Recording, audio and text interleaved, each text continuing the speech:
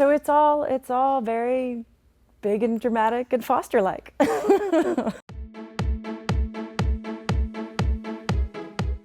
What's wrong? So, immigration came looking for Jimena. She's fine. She made her way to a church and she's claiming sanctuary. Oh my God. Wait, are you kidding? So messed up. What is not going on ever? The finales and premieres. You know, it's always very timely, I think, on our show.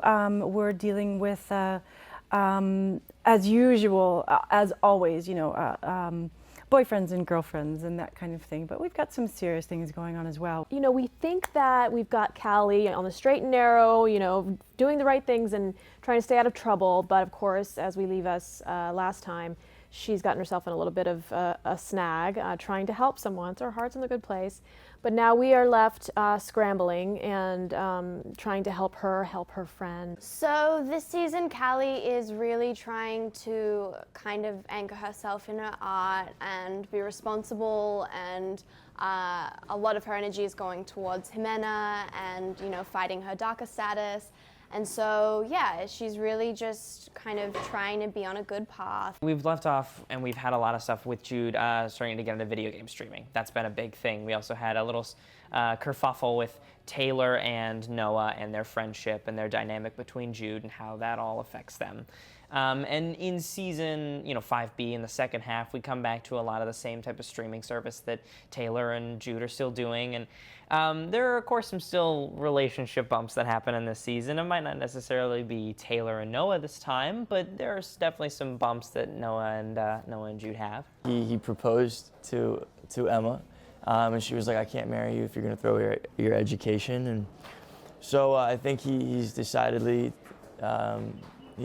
go back to school, and that's pretty much where we pick up, is starting school life again. And he's working on his relationship with Emma, and yeah, it's pretty good. Lena would kind of love to jump ship, and Monty has an opportunity at another school, wants to bring Lena with her and leave all the Anchor Beach drama behind, but her kids go to that school and she's got her heart and soul in that school and she founded that charter and she wants to stay, but she's fighting these forces that are just like these villains. Like, it's just insane. And what's going to happen? Are we going to take our school back? Are we going to go private and leave so many kids in the dust? It's crazy. She also has a new crush, and some old past flings that are back in her life, kind of. You kind of saw that in a prom episode. So I'm excited to explore, everything that happens this season with her. Stef just carries a lot on her shoulders. I think it's been a long time since we've seen poor Stef smile.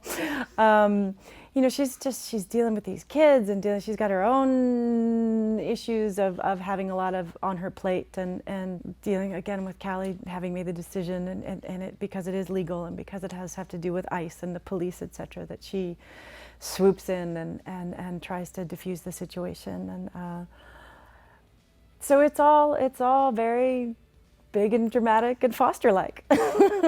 Well, Brandon, we're going to find him invested in yet another relationship, but this one I think is very meaningful to Brandon and also pretty melancholy in a way and quite serious with Grace and what she's dealing with cancer. And I think this is yet another time for Brandon to have to step up, take care of somebody. And along the way, I think he learns a lot, like he usually does. Hey, Grace, you okay? Hey, oh. Hi. Do you feel all right? No, I have a cold or flu or something. Go back to bed. The beginning of Grace and Brandon has been really light and fun and almost like we've been joking, kind of saying it's our little rom-com that we're going through together. And I think now we're kind of dipping into more of a serious tone because cancer, she kind of goes back into, I think, remission basically. So she has almost like a relapse kind of thing with the leukemia. So now Brandon's really having to be there to support her and her mother, actually. So it's getting serious for Brandon. What is going on? Our writers are like, they are fortune tellers. Sometimes for the good things, sometimes for horrible things. So I'm like, can you write something where we have a really wonderful, country full of hope and, but Yeah, it's crazy. I will never forget when we were filming the Stef and Lena's first wedding, and they announced it, the gay marriage being legalized in California during our shoot, and everybody just in this days of like wonder and how is this happening on this day, and I still get goosebumps talking about it. In the song, what was the song, our marriage song? I Can't Change, the Macklemore, that was like, that was our song, and it was just this wonderful, happy time. And then now, of course, on the other spectrum, we have DACA and the decision coming down on the day that episode. It's just, for better and for worse, it's been insane how on the pulse of this country we are. They're very conscious and very aware of not only what's going on in the world, with the younger generation, but also politically speaking, and they're very on it. It's not as if they're social media obsessed, but they are smart about social media and seeing what is going on and who's talking about what. Every time I get a script, it's so relevant. It needs to be talked about. That's what I think this show is, and I think the world needs this show now more than ever. It really just pushes boundaries. It talks about things that are uncomfortable maybe, but need to be talked about, and I think everyone can relate to it in a certain way. One thing that our show does very well, that the writers have done very well, is echo what is going on, and also telling stories that have not been told enough.